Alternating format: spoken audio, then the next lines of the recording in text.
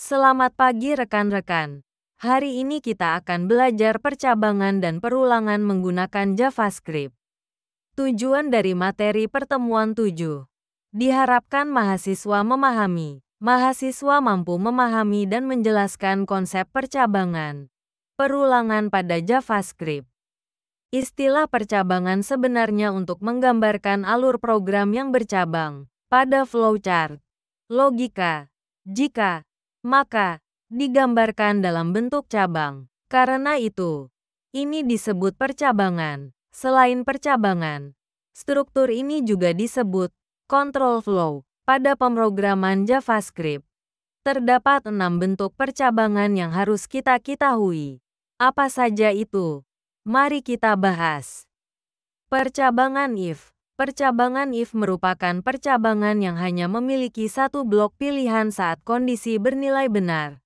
Coba perhatikan flowchart berikut ini. Flowchart tersebut dapat kita baca seperti ini. Jika total belanja lebih besar dari Rp100.000, maka tampilkan pesan selamat. Anda dapat hadiah. Kalau di bawah Rp100.000 bagaimana? Ya, pesannya tidak ditampilkan. Blok program pada JavaScript diawali dengan tanda buka kurung kurawal dan diakhiri dengan tutup kurung kurawal. Apabila di dalam blok hanya terdapat satu baris ekspresi atau statement, maka boleh tidak ditulis tanda kurungnya.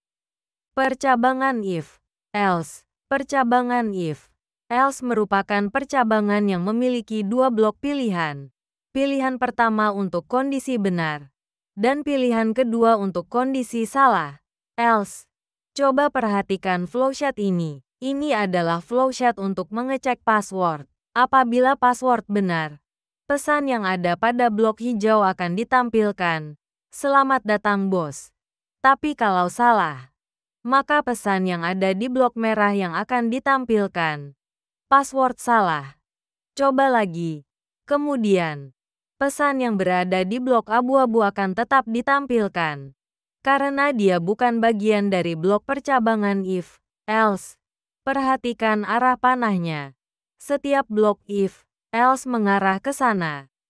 Percabangan if, else. If merupakan percabangan yang memiliki lebih dari dua blok pilihan. Coba perhatikan flowchart berikut. Perhatikan blok yang saya beri warna. Ini adalah blok untuk percabangan if, else, if. Kita bisa menambahkan berapapun blok yang kita inginkan.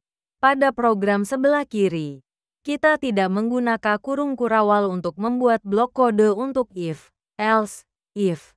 Karena hanya terdapat satu baris perintah saja. Yaitu, grade sama dengan. Bila kita menggunakan kurung kurawal, maka program akan menjadi seperti ini. Percabangan switch case. Percabangan switch case adalah bentuk lain dari percabangan if, else, if. Kondisi switch case adalah percabangan kode program di mana kita membandingkan isi sebuah variabel dengan beberapa nilai. Jika proses perbandingan tersebut menghasilkan nilai true, maka blok kode program akan dijalankan. Kondisi switch case terdiri dari dua bagian, yakni perintah switch di mana terdapat nama variabel yang akan diperiksa, serta satu atau lebih perintah case, masing-masing untuk setiap nilai yang ingin diperiksa. Di awal kode program, terdapat perintah switch untuk menginput variabel yang akan diperiksa. Kemudian terdapat beberapa perintah case yang diikuti dengan sebuah nilai. Jika isi dari variabel sama dengan salah satu nilai ini, maka blok kode program akan dijalankan. Jika ternyata tidak ada kondisi case yang sesuai, blok default di baris paling bawahlah yang akan dijalankan. Di dalam setiap blok case diakhiri dengan perintah break, agar struktur case langsung berhenti begitu kondisi terpenuhi. Mari langsung kita lihat contoh prakteknya. Strukturnya seperti ini. Kita dapat membuat blok kode case sebanyak yang diinginkan di dalam blok switch. Pada value, kita bisa isi dengan nilai yang nanti akan dibandingkan dengan variabel. Setiap case harus diakhiri dengan break. Khusus untuk default, Tidak perlu diakhiri dengan break karena dia terletak di bagian akhir. Pemberian break bertujuan agar program berhenti mengecek case berikutnya saat sebuah case terpenuhi. Percabangan switch case juga dapat dibuat seperti ini. Pertama-tama, kita berikan nilai true pada switch. Ini agar kita bisa masuk ke dalam blok switch. Lalu di dalam blok switch, kita buat kondisi dengan menggunakan case. Hasilnya akan sama seperti pada contoh percabangan if, else, if. Percabangan dengan operator ternary. Percabangan menggunakan operator ternary merupakan bentuk lain dari percabangan if, else. Bisa dibilang, bentuk singkatnya dari if, else. Contoh, fungsi dari method to uppercase untuk mengubah teks yang diinputkan menjadi huruf kapital semua. Operator ternary berperan sebagai percabangan if, else. Apabila kondisi yang ada di dalam kurung bernilai true, maka nanti isi dari variabel jawaban akan sama dengan benar. Tapi kalau bernilai false, maka variabel jawaban akan berisi salah. Percabangan bersarang, nested. Kita juga dapat membuat blok percabangan di dalam percabangan. Ini disebut percabangan bersarang atau nested if. If bersarang, nested if, merupakan percabangan if dengan struktur yang lebih kompleks, di mana di dalam sebuah pernyataan if terdapat pernyataan if lainnya. Dengan kata lain terdapat sebuah kondisi if di dalam if. Penggunaan struktur if bercabang biasa digunakan untuk pemilihan beberapa pernyataan bertingkat. Ketika sebuah pernyataan if dijalankan dan bernilai true, maka akan terdapat pernyataan if lainnya pada blok tersebut.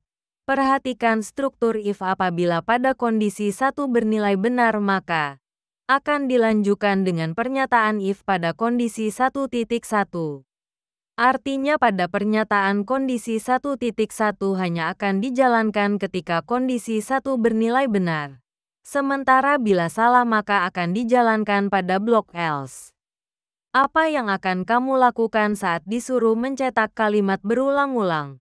Misalnya, tolong tampilkan kalimat tutorial JavaScript di website saya sebanyak 10 kali. Mungkin kamu bisa menuliskannya dengan fungsi dokumen. Write sebanyak 10 kali. Apakah boleh seperti ini? Ya, boleh-boleh saja. Tapi, bagaimana kalau nanti dia mau menampilkan sebanyak 1000 kali? Pasti capek dong ngetiknya. Karena itu, kita harus menggunakan perulangan. Perulangan akan membantu kita mengeksekusi kode yang berulang-ulang. Berapapun yang kita mau. Ada 5 macam bentuk perulangan di JavaScript. Secara umum, perulangan ini dibagi 2, yaitu counted loop dan uncounted loop. Perbedaannya, counted loop merupakan perulangan yang jelas dan sudah tentu banyak perulangannya, sedangkan uncounted loop merupakan perulangan yang tidak jelas berapa kali ia harus mengulang. Perulangan yang termasuk dalam counted loop: perulangan for, perulangan for each, perulangan repeat. Perulangan yang termasuk dalam uncounted loop: perulangan while, perulangan do, while. Mari kita bahas satu persatu. Perulangan for merupakan perulangan yang termasuk dalam counted loop. Karena sudah jelas berapa kali ia akan mengulang, yang perlu diperhatikan adalah kondisi yang ada di dalam kurung setelah kata for. Kondisi ini akan menentukan, hitungan akan dimulai dari 0. I sama dengan 0, hitungannya sampai berapa? Sampai I kurang dari 10. Lalu di setiap perulangan I akan bertambah 1. Variabel I pada perulangan for berfungsi untuk menyimpan nilai hitungan. Jadi setiap perulangan dilakukan nilai I akan selalu bertambah 1. Karena kita menentukannya di bagian I++. Apakah nama variabelnya harus selalu I? Tidak. Kita juga bisa menggunakan nama lain. Misalnya, pada contoh tersebut, kita melakukan perulangan dimulai dari 00. Lalu di setiap perulangan nilai variabel counter akan ditambah 2. Bagaimana kalau counter perulangannya dimulai dari angka yang lebih besar sampai yang paling kecil? Ini biasanya kita buat saat ingin menghitung mundur. Caranya gampang. Kita tinggal isi nilai counter dengan nilai terbesarnya. Misalnya kita akan mulai hitungan dari 10 sampai ke 0. Maka nilai counter kita isi awalnya dengan 10. Lalu di kondisi perbandingannya, kita berikan counter lebih dari 0. Artinya perulangan akan dilakukan selama nilai counter lebih besar dari 0. Lalu kita kurangi satu nilai counter di setiap perulangan. Mengapa tidak sampai 0? Karena kondisi yang kita berikan counter lebih dari 0. Apabila counter bernilai 0, maka kondisi ini akan menjadi false. Kecuali kita menggunakan operator lebih besar sama dengan. Maka jika counter bernilai 0, kondisi akan menjadi true. Perulangan while merupakan perulangan yang termasuk dalam perulangan uncounted loop. Perulangan while juga dapat menjadi perulangan yang counted loop dengan memberikan counter di dalamnya. Untuk memahami perulangan ini, mari kita coba lihat contohnya. Coba perhatikan blok kode while. Di sana, perulangan akan terjadi selama variabel ulangi bernilai true. Lalu kita menggunakan fungsi confirm untuk menampilkan dialog konfirmasi. Selama kita memilih OK pada dialog konfirmasi, maka variabel ulangi akan terus bernilai true. Tapi kalau kita pilih cancel, maka variabel ulangi akan bernilai false. Saat variabel ulangi bernilai false, maka perulangan akan dihentikan. Perulangan do while sama seperti perulangan while. Perbedaannya, perulangan do while akan melakukan perulangan sebanyak satu kali terlebih dahulu, lalu mengecek kondisi yang ada di dalam kurung while. Bentuknya seperti ini. Jadi perbedaannya, perulangan do while akan mengecek kondisi di belakang sesudah mengulang, sedangkan while akan mencek kondisi di depan atau awal sebelum mengulang. Contoh tersebut sama seperti contoh pada perulangan while. Saat perulangan pertama, cobalah untuk membatalkan perulangannya dengan memilih cancel. Perulangan for each di JavaScript. Perulangan for each biasanya digunakan untuk mencetak item di dalam array. Perulangan ini termasuk dalam perulangan counted loop, karena jumlah perulangannya akan ditentukan oleh panjang dari array. Ada dua cara menggunakan perulangan for each di JavaScript. Menggunakan for dengan operator in, menggunakan metode for each. Contoh, berikut ini bentuk perulangan for each. Tanpa menggunakan operator in, perulangan ini dapat dibuat lebih sederhana lagi dengan menggunakan operator in seperti ini. Cara kedua membuat perulangan for each ialah dengan menggunakan metode for each dari array. Perulangan dengan metode repeat. Perulangan dengan metode atau fungsi repeat, termasuk dalam perulangan counted loop. Fungsi ini khusus digunakan untuk mengulang sebuah teks, string. Bisa dibilang, ini merupakan singkat dari perulangan for. Contoh, apabila kita menggunakan perulangan for di dalam blok perulangan, kita juga dapat membuat perulangan.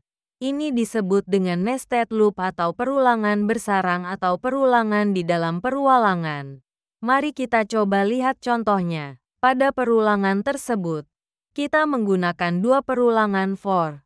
Perulangan pertama menggunakan variabel i sebagai counter, sedangkan perulangan kedua menggunakan variabel j sebagai counter. Nanti, kita akan banyak menggunakan perulangan bersarang saat bekerja dengan array dua dimensi. Kita dapat membuat perulangan sebanyak mungkin di dalam perulangan yang lainnya. Namun, ini perlu diperhatikan. Semakin banyak perulangannya, maka komputer akan semakin lama memprosesnya. Tentu ini akan membuat website atau aplikasi kita berjalan lambat.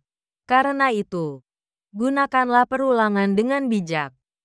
Sekian penjelasan materi hari ini. Terima kasih dan jangan lupa like, comment, and subscribe untuk mendapatkan materi terbaru dari kami.